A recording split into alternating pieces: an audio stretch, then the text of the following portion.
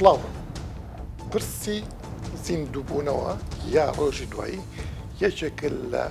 جەوهەری ترین ئەو پرسانەی کە لە دینەکانە باسەکرێت ئایا مرۆڤ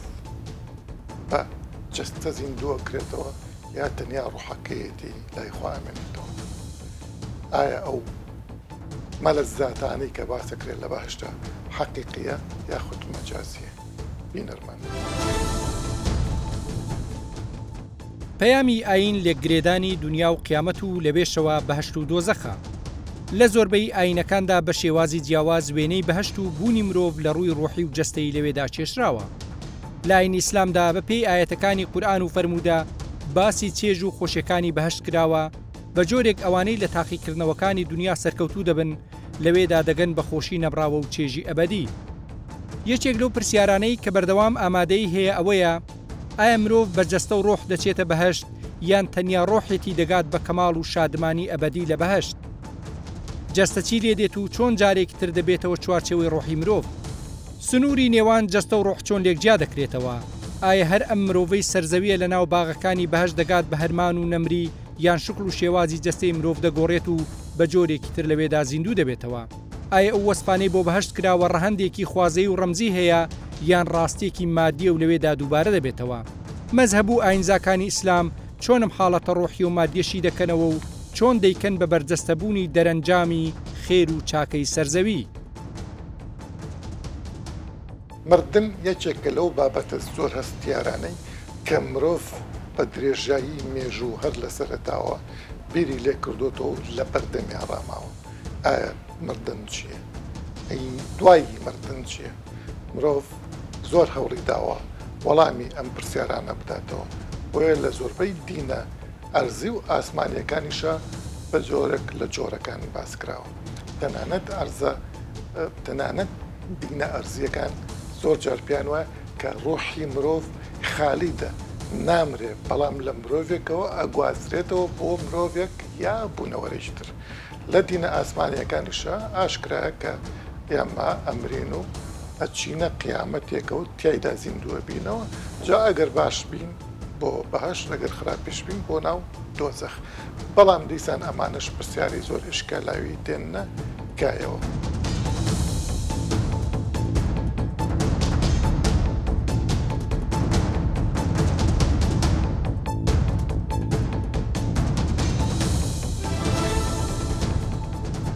مەسەلەی قیامەت لە زۆربەی دینە ئاسمانیەکان یا لە دینە ئاسمانیەکان داهەیە بەڵام هەرێکەی بە شێوازێک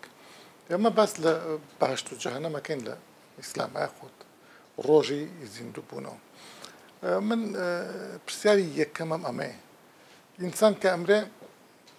جەستەی لە کارەکەوێ و دائەڕزێ خۆشی ئەوەی کە پێوترێ ڕۆح لە ڕووی دینیەوە ئەچێ بۆ لای خوا بەرزە بێتەوە چی ناو ئەنەی ناوە بنێ بەڵام پرسیارەکە ئەمەیە ئایا لە قیامەتە مرۆڤ بە ڕۆح زیندوو ئەبێتەوە یا بە جەستە و ڕۆح مانای ئەم جەستەی ئێستا وەک ئەم شەخصە کە لە ئێستادا هەیە بە هەمان شێوە دیارە ئەو بەڵگانی کە هەیە لە قورئان و لە فەرموودەکانی پێغەمبەری خوا عەلەیهی سەڵات وسەلام لەسەر زیندووبوونەوە بەڵگەکان زۆر لە ئاەتەکانی قورئانە زۆر هاتووە کە لەسەر ئەوەی کە ئینسان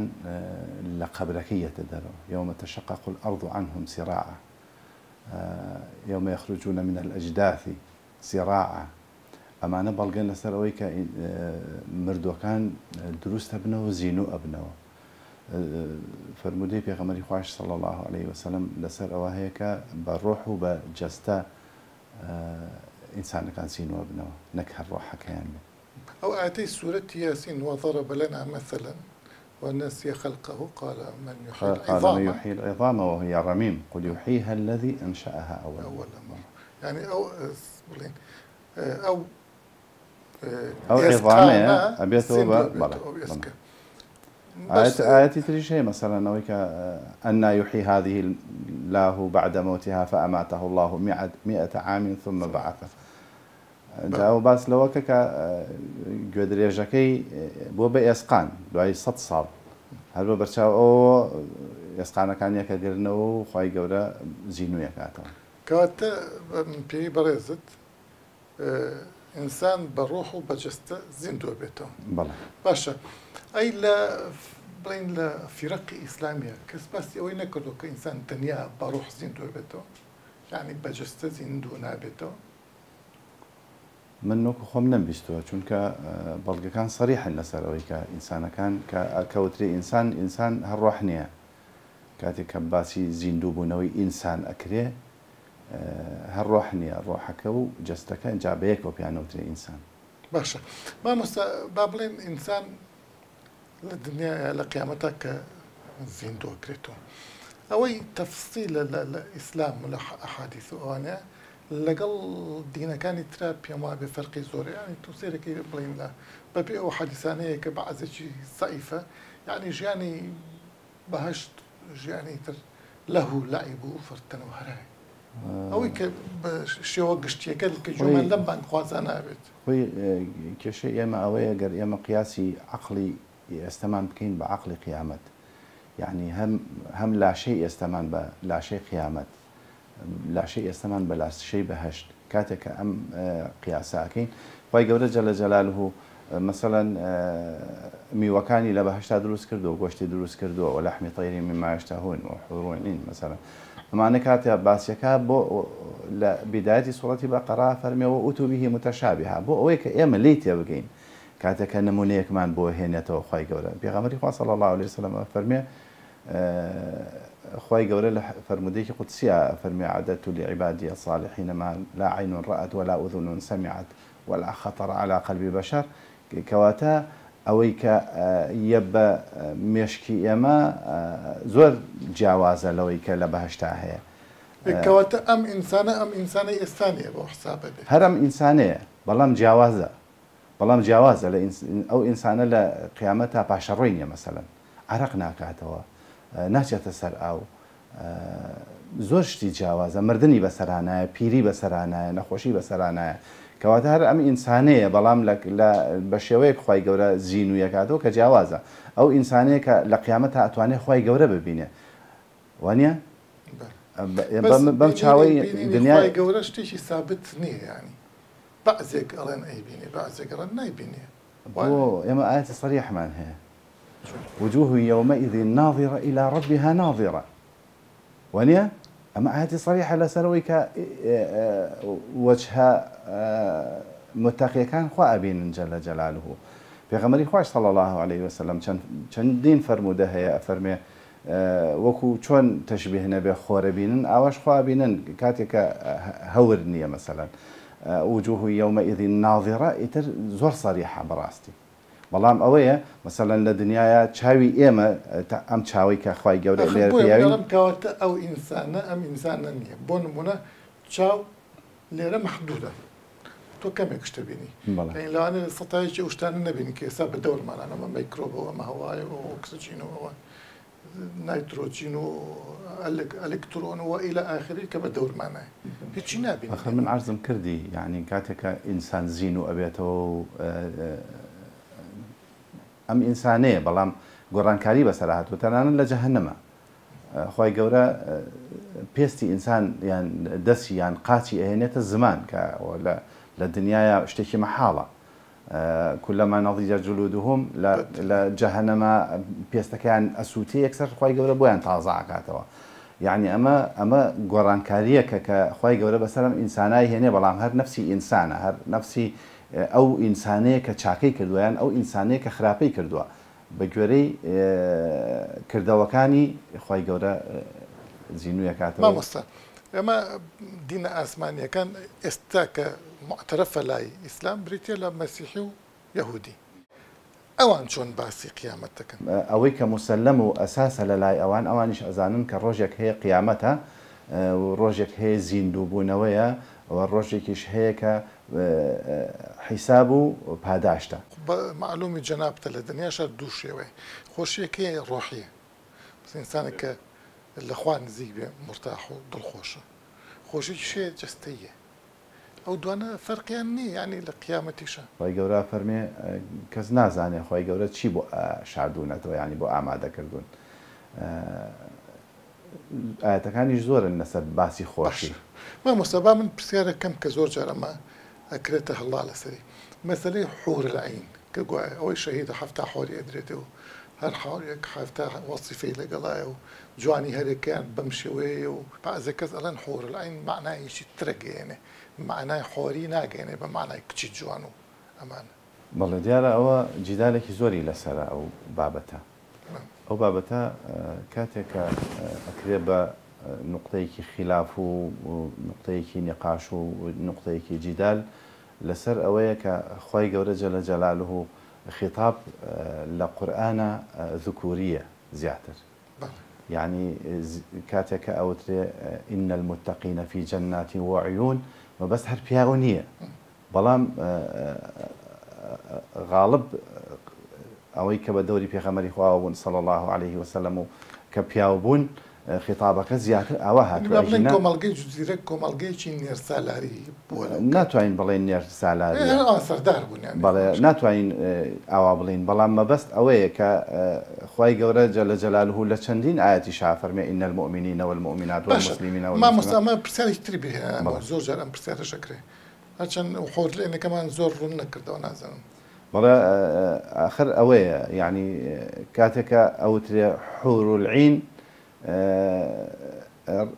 بڵین ئەمە تایبەت کراوە بە پیاوە یان تایبەت کراوە بەژنەوە بەس ئەوەی حوری هەر خۆی هەیە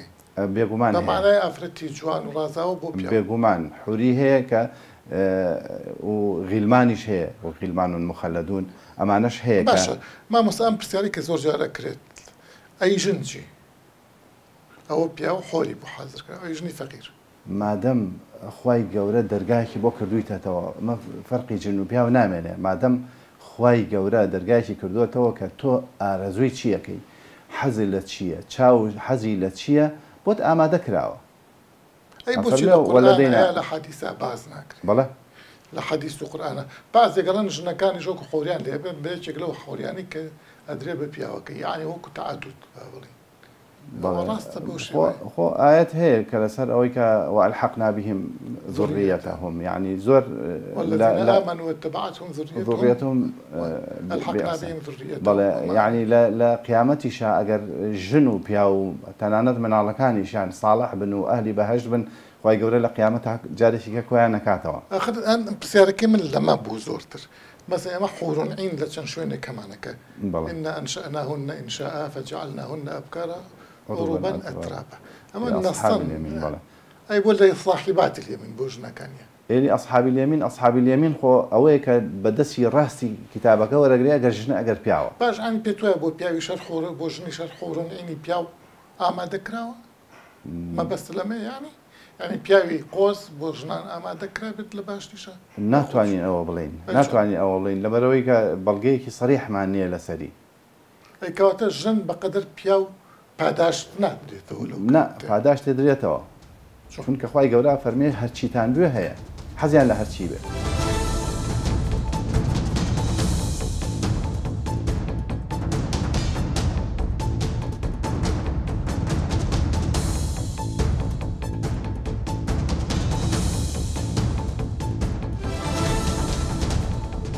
مامۆستا ژیانی دوایی بەگشتی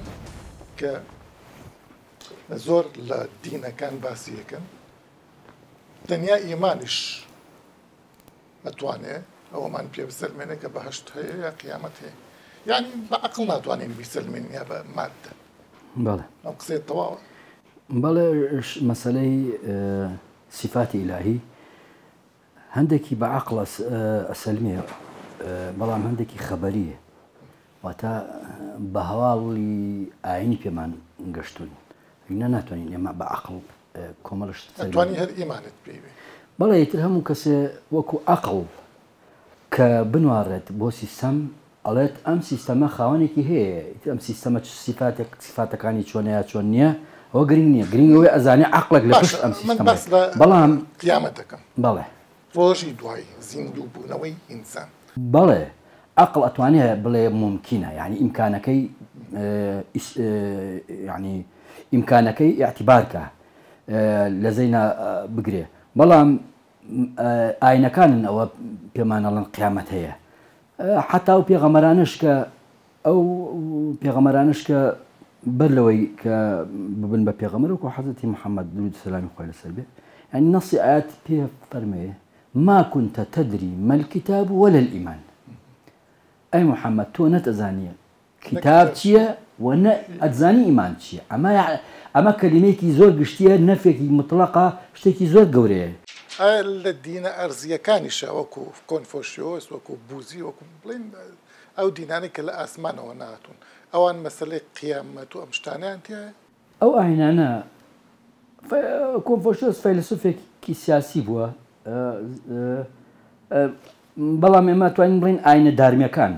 ئاینە دارمیەکان ئەو ئاینانن کە لە هیندستان و ڕۆژهەڵاتە سەریان هەڵدا وەکو ئاینی هیندۆسی یا ڤیدی جاینی سیخی بودایی تاویش تا ڕادێک ئاینی هیندۆسی ئاینی بودی باوەڕێن بەخوا هەیە باوەڕێن بە جیهانێکی ڕۆحانی باڵا هەیە بەڵام بەو شێوە وێنای ناکەن کە لە ئیسلامە وێنای بالمناسبة مثلا لە مەسیحیت ئایا ئەو خۆشیانەی بەهشت بەم شێوەیە کە لای ئیسلامە هەیە مەسیحیەکان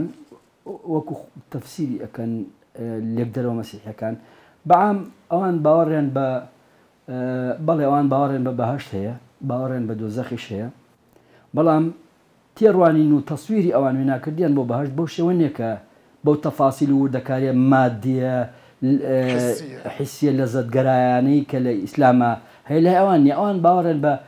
حیاتی ئەبەدی هەیە هەمیشە وشی الحیا الئەبەدیە دووبارەکەنەوە مامۆستا مەسەلەی قیامەت یا دواڕۆژ یا زیندووبوونەوە لە ئیسلامیشە چەندین شێوازی هەیە پێم وایە قسەی ڕاست بێ بە تایبەتی لە مەسەلەی بەهشت بەو شێوە حسێ و جەهەنەم بەو شێوە حسێ ئەنی فعلەن ئەم جستەیە ئەسووتێ و ئەم جستەیە لەزەت دەبینێ و بەم معنە حسیە مادیە کە لای ئێمە هەیە بەو شێوەیە ئەو ئاەتانە کە باسی حۆری ئەکا باسی خۆشی بڵین لەزەت ئەکات ئەو تەفاسیلەی کە باسی ئەکەن هەنێ بانخواست لە ئاەتەکانە نییە یعنی ئاەتەکان باسی سێکس ناکە باسی سێکس ناکە حور عین ینی ئێمە نازانین ینی ناوەکە حتا هەندێک زانە ینی مانای تری لێ وەرەگرن ینی بەو شێوە نییە کە هەندێک بانخواست باسیەکەن بەڵێ ئیبن ڕۆشد یەکێکە لە فقەها گەورەکان عالمێکی گەورەی ناسراوە ئەو پێی وایە کە خۆشیەکان ژیانی دۆڕۆژ معنەویە ئەو شتانە نمونەن بۆ موانەسەیە یعنی بۆی ئەو پەیامە لەگەڵ فکری دواکەوتوی 1400 ساڵ لەمە بەرا بگونجێ ڕایەکیان باوەڕی وایە کە ژیانی قیامەت مادیە ڕایەکی تریش باوەڕی وایە ژیانی قیامەت ڕۆحانی و معنەویە یعنی مادەیتیانە ئەشاعرە بە حکمی ئەوەی مەذهبی ئەشعەری و هەروەها ماتوریدی لە عالەمی ئیسلامە تا بەر لە نەوەدەکانیش بەر لە هاتنی ئەم ئەحزابە سەلەفیانە ئەم فکرە سەلەفیانە فکری عەقیدەی ئەشعەری باو بوو ئەم حەدیسانە باس ناکرا یان تەویلی ینی ئەشعەری هەموو دەست بە دەستی قودرەت بەڵێ تەویلی هەر ئاەتێک هەر حەدیسێک مانایەکی مادی بەخشێت دەربارەی خوا یان دەربارەی ژیانی قیامەت ئەشعەری تەویلی زۆر باشە بەڕێزت باسی ئەوەت کرد کە بەشێک پیان وایە بەهشت معنەویە هەر ڕۆحیە بەڵێ جەستت زیندوو نابێتەوە بە معنای زیندوو بوونەوە بەس ڕۆحەکە زیندووە بێتەوە وایە سیفەتە ناجسمانیەکانی خوش وەکو ئەینەما تولوا فثەمە وەجه الله ڕوو لە هەر کوێ بکەی وەجهی خوا لێ ئەمە جۆرە پێناسێکی فراوان ئەدا بەخوا ینی مجەسەمی ناکە خوا هەروە لای ئەشاعرە ئەم دوانێتێ گۆڕا بۆ علمی ئیلاهی و عالەمی خەلق هەروە لای ئیبن عەرەبی گۆڕا بۆ وجودی حەقیقی و وجودی وەهمی لێرە ئەم جیاوازیە ئەم سنوورە لە نێوان حسی و ناحسیە شتێکی وەهمیە نییە جیاوازی نییە ینی مەبەستە ئەوەیە جەستە و ڕۆح یەکشتن بەڵێ فەلسفەی وحدەتی وجود پێی وایە وجود یەک وجودە وجودی حقیقی یەک وجودە وجودی مەوجوداتی تر وجودێکی وەهمیە مرۆڤ لە قیامەتە کاچێتە جەهەنەمی تر خالیدینە فيها یان تر خالیدینە فيها ئەبەدا یعنی تەسەوور ناکرێت بەڵە جا ئەمە لێرە ناسێ بیردۆزەی دەربارەی ئەبەدیبوونی قیامەت لای ئەزانە کۆنەکانی یەکێک باوەڕی بە لە ناوچوونی بەهەشت و دۆزەخ هەیە بەڵگەشیان دوو ئاەتەکەی سوورەتی هوودە کە لە هەردوو ئاەتەکە باسی ئەم ئاەتە دووبارە بۆتەوە خالیدینە فيها ما دامت السماوات والأرض إلا ما شاء ربك لێرە سێرەکەی مانەوە لە بەهەشت و دۆزەخە بەسراوە بەچی بە دەوامی ئەرز و ئاسمانەوە کە ممکنە لە ناوچن نەیفەرمووە خالیدینە فيها ما دام ربك کەواتە ئاەتەکە ئیشارەتێکی زۆر بەهێز خالیدی بۆ ئەبەدی نییە ئاەتەکە زۆر ئیشارەتێکی بە قوتی تایە بۆی کە ئەبەدی نییە جا سەماوات و ئەرز لەگەڵ دنیا ئاخیربوون نامێنێت چۆن ئەبێت ممکنە لە ناوچێ جا مانەوەکەی بەهەشت و دۆزەخی بەستۆ بە مانەوەی ئاسمانە زەویە خالیدینە فيها ما دامت السماوات هەر بە پێی نەسی دین و بە پێی ڕۆحی دینی قیامەت ئاخری زەمان هیچ شتێک نامێنێت لە بوونا لە کەونا وەک بوون بەڵێ کەواتە لەگەڵەوەشا بەهەشت و جەهەنەم نامێنێ ینی ڕاستەکەی ئەتوانین بڵین بەهەشت و جەهەنەم جیهانێکی ترە لە دەرەوەی ئاسمان و زەویە ینی عالمێکی تایبەتە جا با بچینە سەر ڕای دووەم پێی وایە کە دۆزەخ لە ناوە چیە بەڵام بەهەشت ئەمێنێتەوە ڕای سێهەم ڕاکە ئیبن عەرەبیە پێی وایە عذاب و عذوبەتێک مادەیانێ ئەڵێ عذاب ئەگۆڕێ بۆ عذوبەت انقلاب العذاب ئازار ئەگەڕێ بۆ خۆشی ئەڵێ دۆزەخیان ڕادێن لەگەڵ ئەو سزایەگەڕێ بۆ خۆشی بەڵێ ئەمە ئەم نەزەرێکی زۆر بە قوتەوەی معربی زۆر سەیرە نەفی ئاەتەکان ناکە یعنی نەفی عذاب ناکە نەفی ئەبەدیەتیش ناکە بەڵام ئەڵێ عذابەکە ناوکرۆکەکە عزوبەتە ئەو کەسانە دوای ماوەیەک ڕایەن و خۆشی ئەبینن بیردۆزێکی تریش هەیە ئەڵێت خوا ئیرادێکی مطلقی هەیە ئەتوانێت تەراجع بکە لە خەڵق و لە وعید ینی کەس زۆری ناتوانێت لێ بکە بۆ هەیە بەڵێ بۆ هەیە وجود ڕاگرێت شتەکان بگۆڕێت بەڵێ نەزەرێکی تریژێ ئەمە لای مسلمانە تازەکان بووە بڵێت عەزاب و نەعیمی ئوخرەوی هەر لەم ژیانایە کەواتە مرۆڤ ئەمرێ لە دوای مردن بەپێی سەرچاوە ئیسلامیەکان مرۆڤ ئەچێتە بەهەشت یا جەهەنەم لە بەهەشتیشا بە شێوەیەکی حسی و مادی خۆشیەکانە بینێ بەڵام لای مەسیحیەکان و جوولەکە ئەو شێوەیە نییە کە لە ئیسلامە هەیە سوپاس کە بینەرمان